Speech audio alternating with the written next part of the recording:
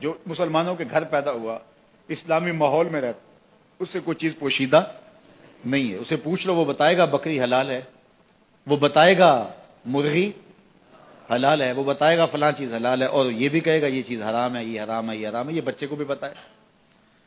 تو فرما ان الحلال بین و ان الحرام، حلال بھی واضح اور حرام بھی واضح، اور اس کے درمیان کچھ شبے والی چیزیں. کچھ چیزیں واضح ہیں کہ یہ حلال ہے، کچھ چیزیں واضح ہیں کہ یہ، درمیان میں کچھ چیزیں ہیں کہ جس میں کوئی شبہ ہے. زیادہ لوگ نہیں جانتے، انہیں علماء ہی جانتے ہیں. کسی نے کہا کہ یار یہ پتہ نہیں حلال ہے، کسی نے کہا پتہ نہیں حرام ہے. اب سنو، ضابطہ میرے حضور نے بیان کیا. جس نے اپنے آپ کو شبے والی چیزوں سے بچا لیا، جو شبے والی چیزوں سے بچ گیا، اس نے اپنا دین بھی بچا لیا، اپنی عزت بھی بچا لی. آپ کو یہ یقین ہے کہ یہ کھانا جو پکا ہے بالکل ٹھیک ہے، صحت افزا ہے، تو آپ اس کو رغبت سے لے لیتے ہیں. اور ایک کھانے کا پتہ ہے کہ یہ انتہائی خراب ہے اور مضر صحت ہے، تو آپ اس کو بالکل ہاتھ نہیں لگاتے.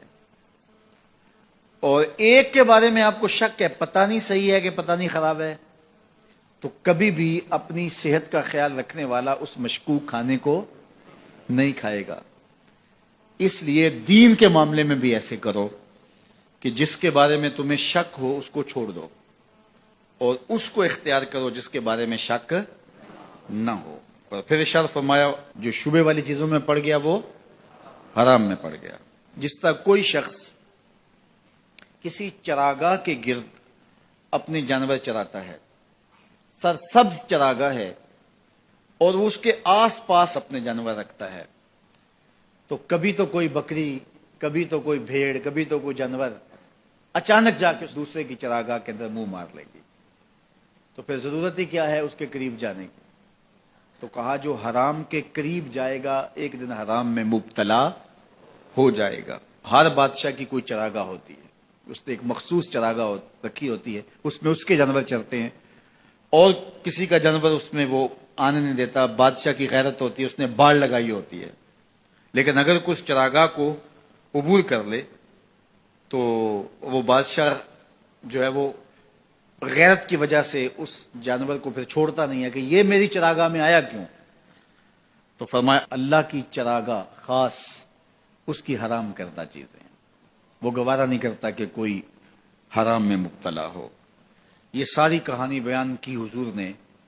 پھر اس کے بعد حضور نے اس کو مزید خلاصے کے طور پہ مختصراً بیان فرمایا. میرے جان و دل حضور پہ قربان. کائنات میں ایسا فصیح نہیں ہوا کوئی جیسے میرے حضور فصیح ہیں. یعنی جو حدیث نور آپ نے پڑھی، اس کا ایک ایک حرف واضح ہے، ایک ایک لفظ روشنی دے رہا ہے، اور یہ منزل نواز حدیث ہے. یہ ہماری زندگی کے اندر ہمیں خیر اور شر کی پہچان کروانے والی ہے.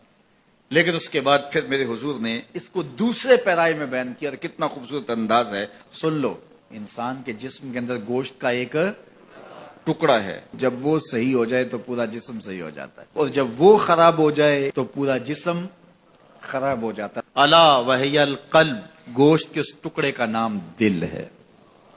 دل اگر ٹھیک ہو گیا تو پورا جسم، اور دل خراب ہو گیا تو پورا جسم خراب ہو گیا. اس لیے وہ رومی نے کہا تھا دل بدست آور کہ حج اکبر است. دل کو قابو میں لیا، یہ حج اکبر ہے. وہاں تو پھیرے کاٹے لیکن تیرا دل کہیں اور تھا، تو کہا نہیں، دل بدست آور کہ حج اکبر است، از ہزاراں کعبہ یک دل بہتر است. کہا کہ 1000 کعبے سے ایک دل بہتر ہے. کیوں؟ کعبہ بن گاہے خلیل اطہر است. کعبہ حضرت ابراہیم کی گزرگاہ ہے، دل گزرگاہ جلیل اکبر است، اور دل رب جلیل کی گزرگاہ ہے. اور اقبال بولا خودی کا نشیمن تیرے دل میں ہے، خودی کا نشیمن تیرے دل میں ہے. اتنی بڑی کائنات چھوٹے سے دل میں کیسے آ گئی؟ اقبال نے کہا میں بات دلیل سے کر رہا ہوں. خودی کا نشیمن تیرے دل میں ہے، فلک جس طرح آنکھ کے تل میں ہے. اس لیے اس کا کنٹرول کر لینا، اس کا قابو میں کرنا. تو میرے حضور نے فرمایا کہ اپنے دل کو قابو میں کر